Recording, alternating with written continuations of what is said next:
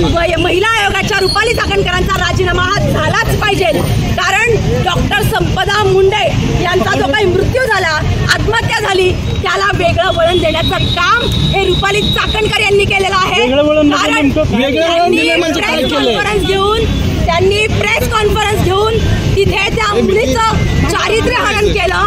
कारण त्यांचं त्याच्यात एक वाक्य आहे की ती मुलगी लक्ष्मीपूजनच्या दिवशी लॉजवर कशी काय, याचा अर्थ निघतो काय? याचा अर्थ एकच निघतो की ती मुलगी चारित्र्यहीन होती। खरं बघायला गेलं तर जो बनकर नावाचा आरोपी आहे प्रशांत बनकर, हा त्या मुलीचा भाडेकरू, म्हणजे त्या मुलीला भाडेकरू म्हणून ठेवलेलं होतं आणि त्या रूमला प्रशांत बनकरनी कुलूप लावलं म्हणून तिला नाईलाज असतं त्या लॉजवर राहायला जावं लागलं आणि त्याचं भांडवल रुपाली चाकणकर यांनी केलं। महिला आयोगाच्या अध्यक्ष आहेत, त्यांच्या समर्थक महिला देखील या ठिकाणी समोर आहेत। तुम्हाला काहीतरी बोलले